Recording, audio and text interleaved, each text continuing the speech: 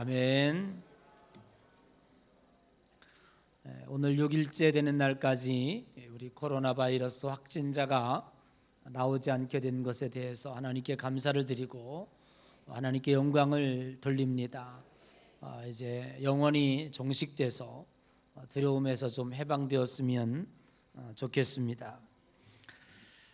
오늘은 창세기 39장 19절에서 23절의 말씀을 통해서 역경이 기회가 되다라고 하는 말씀으로 함께 은혜를 나누고자 합니다. 어느 목사님이 토요일 아침 설교 준비를 위해서 애를 쓰고 있었습니다.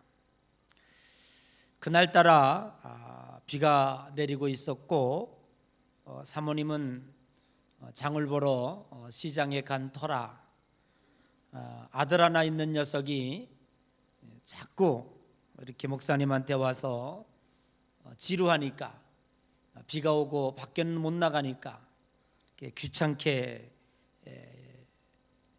칭얼댔습니다.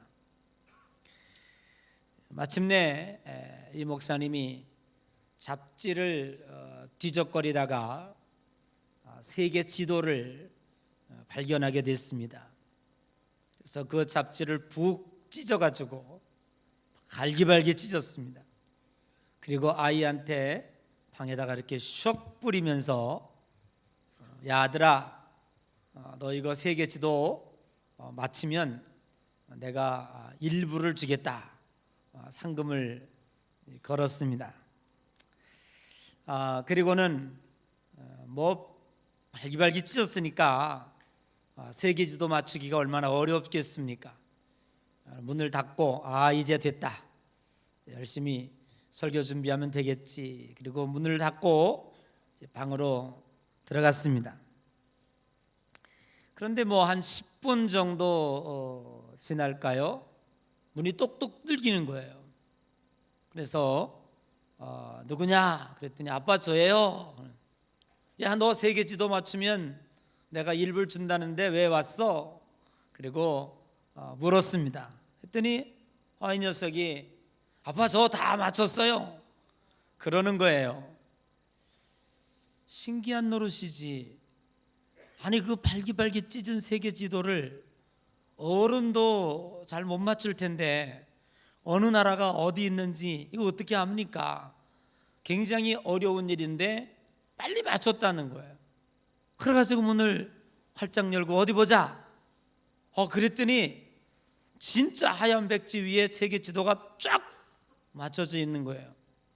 하도 신기해가지고 이 목사님이 아들한테 물었어요. 야, 너 이거 어떻게 된 거냐? 그랬더니 이 아들이 이렇게 대답해요. 아빠, 이거 너무 쉬워요. 그러는 거예요. 아니, 야 세계 지도 맞추는 게 어떻게 쉽단 말이냐? 그랬더니 아빠 글쎄 이 세계 지도 뒷면에 보니까 사람 그림이 있지 뭐예요. 그래가지고 홀딱 뒤집어가지고 코 알고 코는 코대로 귀는 귀대로 눈은 눈대로 맞춰서 확 뒤집으니까 세계 지도가 나오지 뭐예요. 하하, 이런 일이 있었구나. 그래가지고 이 목사님이 무릎을 탁 치면서 네가 오늘 나의 설교 제목을 줬구나. 너에게 보너스로 9불을 더 줄 테니 나가서 맛있는 거 사 먹어라. 그때 나가서 아직도 안 들어왔대요. 10불을 쓰느라고 맛있는 거 사 먹느라고. 사랑하는 성도 여러분, 매우 어려운 문제 같지만 매우 힘들 것 같지만 영영 안 풀려서 우리의 앞길을 막는 것 같이 보이지만 사실 뒤집어 놓고 보면 어떤 때는 쉽게 풀리는 경우도 있다고 하는 사실입니다. 그런데 우리는 문제를 너무 코앞에 두고 안 된다고 안절부절하고 낙심하고 좌절하고 결국에는 인생도 포기하는 경우가 얼마나 많이 있는지 알 수가 없습니다. 오늘 본문의 주인공은 요셉입니다. 야곱의 아들 12명 중에 11번째 아들로서 야곱이 사랑하는 라헬에게서 얻은 아들로서 너무너무 예뻐하고 사랑하는 자식이었습니다. 야곱은 요셉을 특별히 아끼며 사랑했고 여러 가지 장식이 달린 알록달록한 옷을 지어 특별히 사랑의 모습을 나타냈습니다. 자식을 여럿 키우는 사람은 조심해야 합니다. 편애하는 것이 얼마나 다른 자식들에게 상처가 되고 아픔이 되는지 알 수가 없습니다. 요셉은 특별히 감성이 예민한 아이였던 것 같습니다. 왜냐하면 꿈을 잘 꾼 것 같아요. 어느 날 꿈을 꾸었는데 그 꿈 이야기 때문에, 그리고 그 꿈 이야기를 형들에게 해주었다는 것 때문에 더욱더 큰 미움을 사게 되었습니다. 그냥 지나쳐 버려도 될 만한데 늘 어렸을 때 그러거니 그저 개꿈이거니 하고 잊어버려도 될 터인데 요셉은 극구 그것을 형들에게 그리고 야곱에게 이야기하고 말았습니다. 사랑하는 성도 여러분, 우리가 지금 많은 꿈들을 꾸었습니다. 그런데 우리는 다 잊고 말았습니다. 꿈을 말로 표현할 때 현실이 되고 그 꿈이 나를 이끌어갈 수 있다고 생각을 합니다. 로마서에 보면 마음으로 믿어 의에 이르고 입으로 시인하여 구원에 이른다 라고 말하고 있습니다. 내가 꾼 꿈이 입으로 나갈 때 그 꿈은 이미 내 것이 아니라 하나님의 것이 됩니다. 여러분의 입을 통해서 고백되어질 때 성경은 입으로 시인하여 구원에 얻는다 했으니 내가 입으로 시인한 것들 하나님께서 그대로 이루어 주신다 했으니 우리의 입술을 통해서 고백되고 우리의 입술을 통해서 이미 밖으로 나갔다면 그것은 성령님이 책임져 주시고 하나님이 이루어 주시고 그것은 이미 내 것이 아니라 하나님의 귀에 들려주신 하나님의 목적이 될 수 있다고 하는 사실입니다. 인생을 소용돌이로 몰아간 그 꿈, 창세기 37장 7절에 무슨 꿈입니까? 밭에서 곡식단을 묶었는데 모든 형제들의 단이 요셉의 단에게 절하는 꿈이었습니다.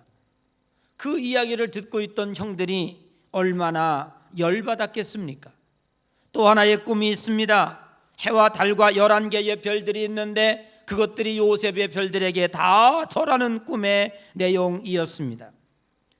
사실 아무 감정 없이 들어도 열받을 내용인데 가뜩이나 시기와 미움과 질투가 가득한 요셉의 이 꿈 이야기를 형들에게 들려주었을 때에 그 형들은 얼마나 감정이 악화되었을까라고 하는 생각을 미루어 짐작해보게 됩니다.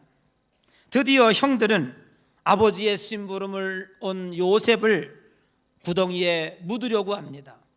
그때의 장자가 야, 뭐 구덩이에 묻어 죽일 필요 뭐 있느냐, 저기 애굽의 장사꾼들이 오는데 저기다가 팔아 넘기고 그리고 우리가 염소를 잡아가지고 피를 묻혀서 아버지한테 가서 요셉이가 이렇게 오다가 맹수들에게 만나서 죽었습니다, 그렇게 보고하면 되지.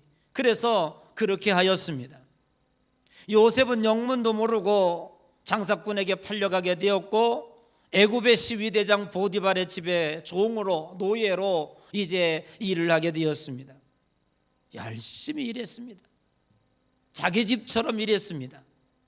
보디발의 마음에 들어서 이제 총망받는 그 집안의 노예로서 모든 관리를 맡기고 그렇게 하였습니다. 그런데 요셉의 성실함과 잘생긴 용모 때문에 또 다른 시련이 닥치게 되었습니다. 그 주인 보디발의 아내가 유혹을 했고 내가 어찌 하나님 앞에 득죄할 수 있겠느냐, 겉옷을 던져버리고 뛰쳐나온 것이 계기가 되어 모함을 받게 되었고 결국 요셉은 어디 갔습니까? 감옥에 가게 되었습니다. 우리는 결과론으로 알게 되었던 것처럼 요셉이 총리 대신이 될 수 있었던 것은 요셉의 인생사에 있어서 감옥이 있었기에 총리 대신이 될 수 있었고, 감옥이 있었기에 그의 꿈은 이루어질 수 있었다고 하는 사실입니다. 우리가 알지 못하는 사이에 우리의 꿈들 또한 이러한 역경과 어려움을 통해서 이루어가는 과정의 절차를 밟게 됩니다. 그것이 우리의 꿈을 이루는 과정일 수가 있습니다. 오늘 요셉과 우리의 다른 점은 무엇입니까? 우리는 어두움이 왔을 때, 고난이 왔을 때, 역경이 왔을 때 내 인생에 불필요한 불청객이라 생각하여 원망하고 미워하고 불평하는 사이에 뜻없이 의미 없이 우리들에게 상처만 남기고 떠나가 버렸습니다. 그러나 요셉은 그렇게 하지 않았습니다. 어디에 들어가든지 억울하게 어린 나이에 팔려 그 형들을 원망하고 복수에 불타고 그랬을 터인데 그렇게 하지 아니하고 보디발의 집에 와서 죽도록 충성하고 자기 집처럼 열심히 일했습니다. 기구한 운명이지만 요셉은 누구도 원망하지 아니하고 하나님 앞에 충실하게 주인을 위해서 열심히 일했습니다. 요셉은 성실함으로 자기의 삶 속에 최선을 다하였습니다. 어떤 환경도 요셉의 꿈을 좌절시킬 수가 없었습니다. 요셉의 시련의 과정은 결국 요셉을 성공시키기 위한 하나의 디딤돌이었습니다. 요셉의 성공 방정식은 어떤 것이었습니까? 어떤 상황이 든다고 할지라도 긍정적인 생각을 잃지 않았습니다. 실망과 좌절하지 아니하고 사람을 원망하지 아니하고 최선을 다했습니다. 성경은 요셉의 삶을 이렇게 묘사하고 있습니다. 하나님이 요셉과 함께함으로 가는 곳마다 형통한 자가 되었더라 라고 말했습니다. 우리 하나님을 믿는 사람은 결코 환경을 탓하지 않습니다. 사람을 원망하지 않습니다.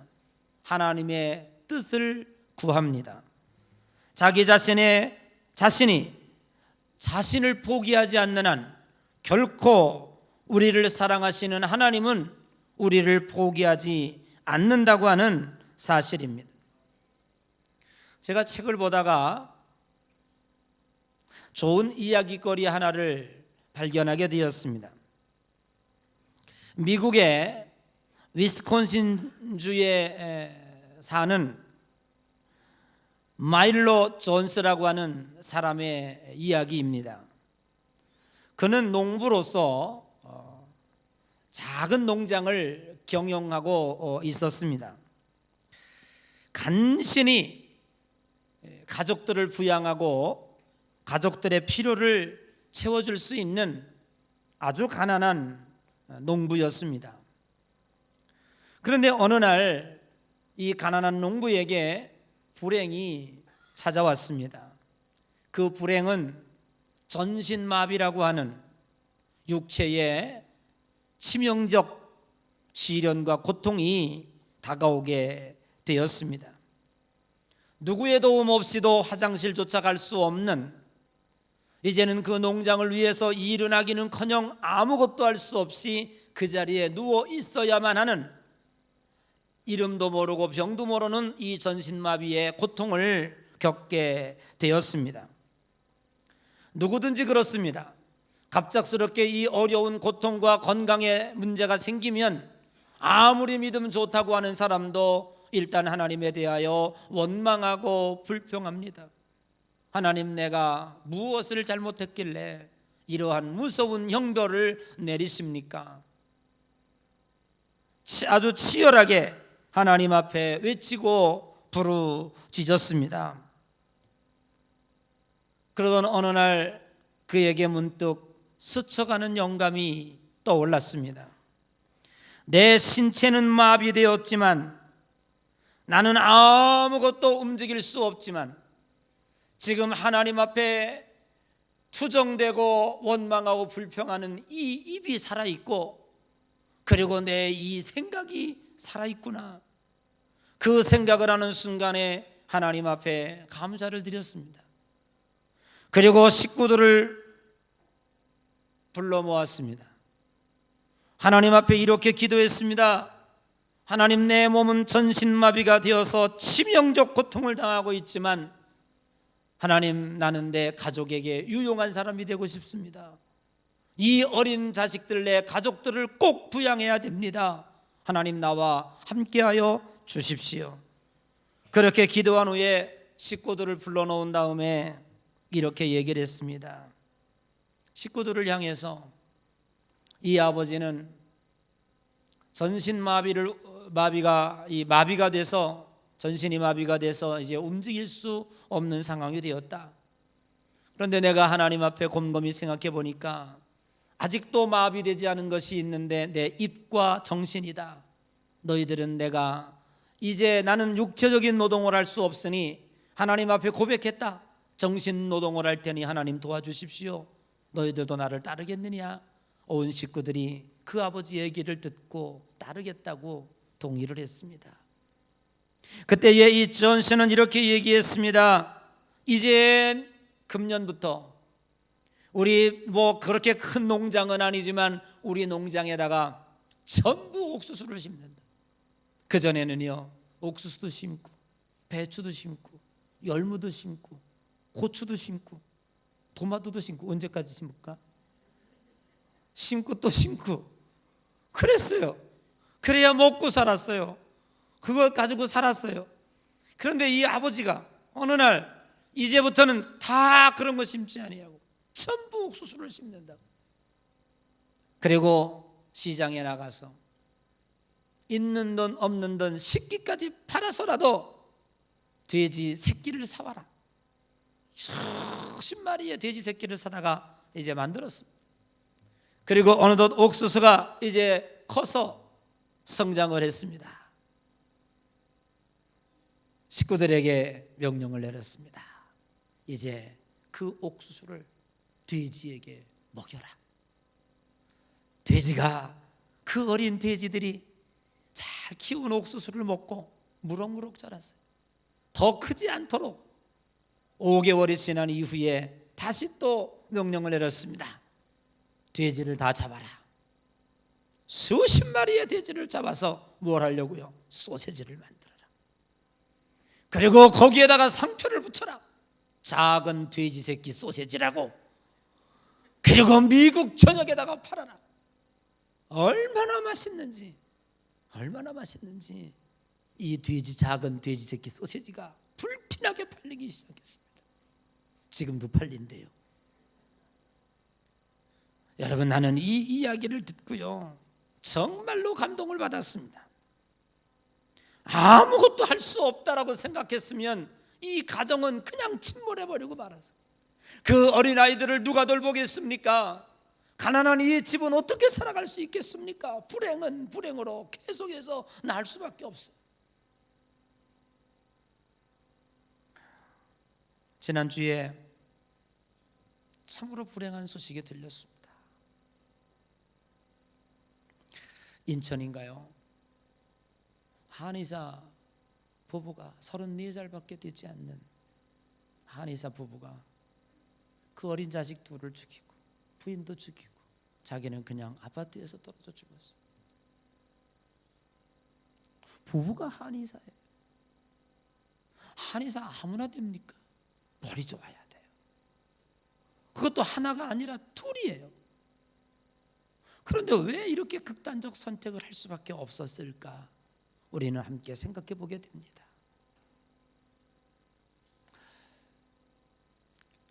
지난주에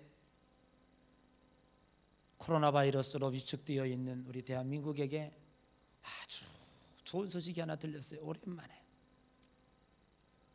한국 영화사에 일본이 시기 질투할 정도로 아카데미 시상식에서 봉준호 감독의 기생충 작품상을 비롯하여 4개의 부분을 석권했어요. 저는 기생충 영화가 나왔을 때 제목이 더러워서 안 봤어요. 무슨 뭐 영화 제목이 기생충이야. 에? 그래서 안 보고 있다가 그 발표가 나온 다음에 7,700원짜리 다운받아서 봤어요. 얼마나 재밌든지. 온 가족 기가 막힌 집단이에요. 명문대 졸업장을 가짜로 만들어서 어서 많이 듣던 것 같지. 대한민국은 온라인으로 그 가능할 것 같아.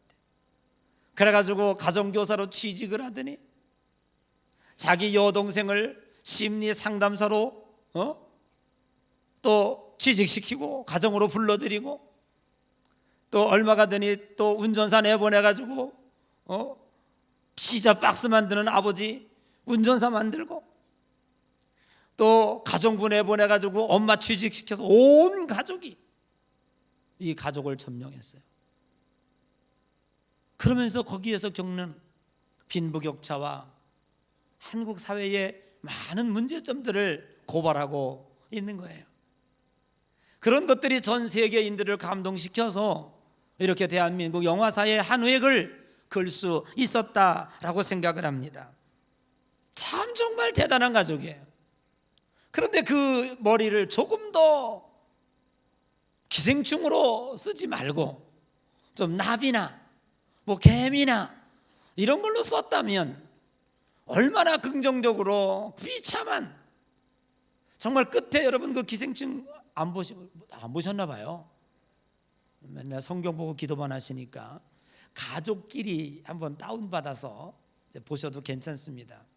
지금 저 미국 지금 그 영화에 뭐 박스권 4위 오를 정도로 지금 하고 있고요. 그렇게 보수적인 유럽도 지금 한국 이 기생충 영화를 올리고 있고요. 아주 전 세계가 난리 지금 뻐거지 치고 있습니다.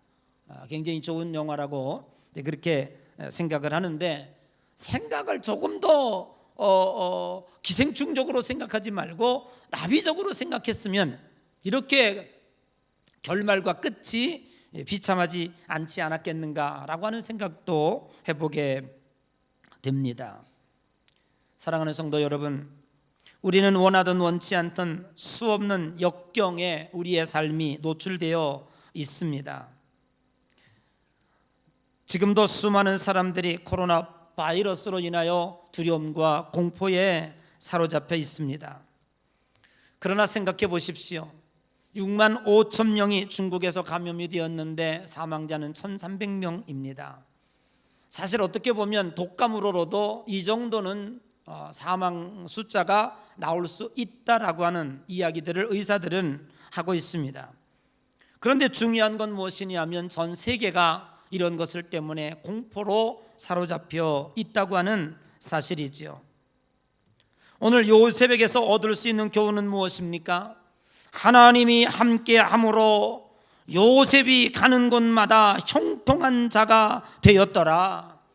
여러분, 우리는 하나님과 함께하는 자들입니다. 하나님과 함께 사는 자들입니다. 하나님이 나와 함께 있다면, 하나님이 나와 함께 살고 있다면 내가 어찌 두려워해야 합니까?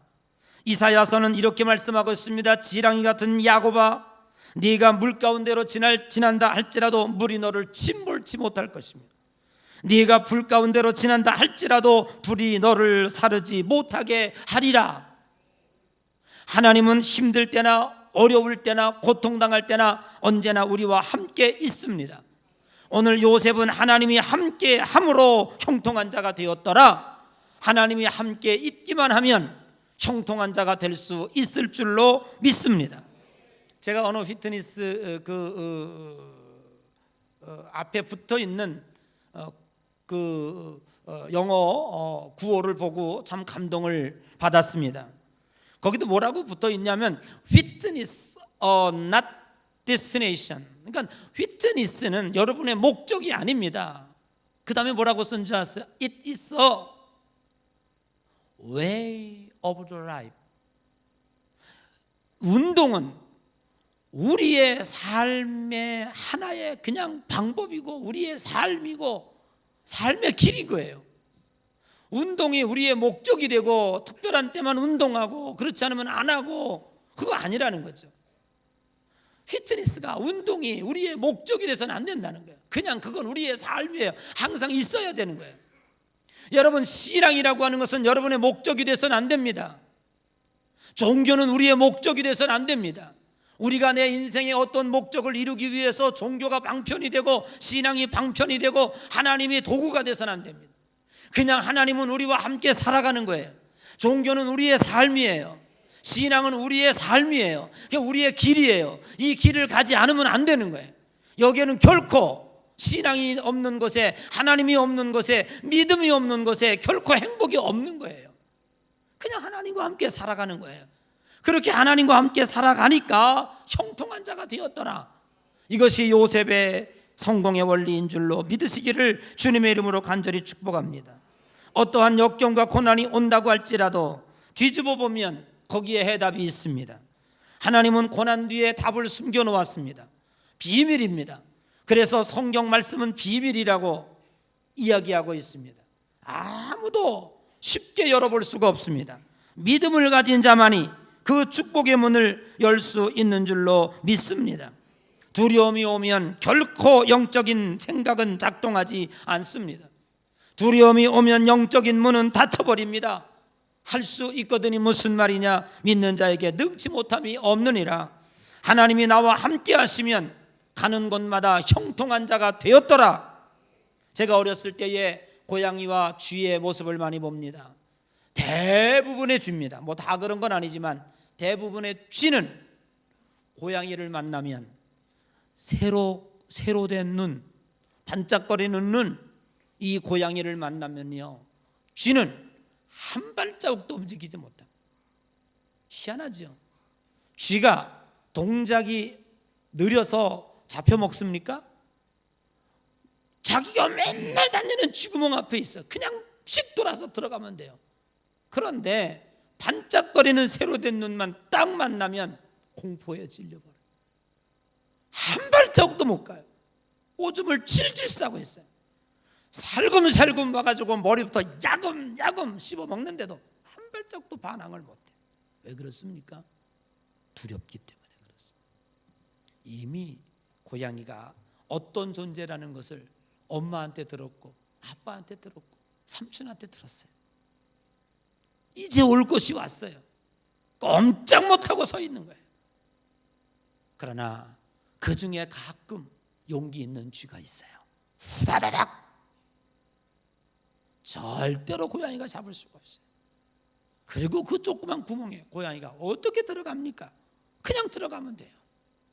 두려움과 공포에서 붙잡혀 죽어가는 모습을 보면서 오늘날 세상이 그런 것이 아니겠는가 하는 생각이 듭니다. 사랑하는 성도 여러분, 두려움과 공포에 붙잡히면 영적인 문은 닫혀버립니다. 여러분의 생각의 문도 닫혀버립니다. 아무것도 할 수 없습니다. 한의사 자격증 100개를 따면 뭐합니까? 두려움과 공포에 붙잡히니까 극단적 선택밖에 할 수 없는 것입니다. 문제를 뒤집어 보십시오. 쉽게 풀 수 있는 사람의 얼굴이 있고 그것대로 맞춰가다 보면 복잡했던 세계 지도도 풀릴 수 있을 줄로 믿습니다. 그것은 오직 무엇입니까? 하나님이 함께 하심으로 가는 곳마다 형통한 자가 되었더라. 하나님이 우리를 돕고 계신다고 하는 이 믿음, 이 믿음으로 승리하는 귀한 여러분 되시기를 주님의 이름으로 간절히 축복합니다. 오늘 다 같이 일어나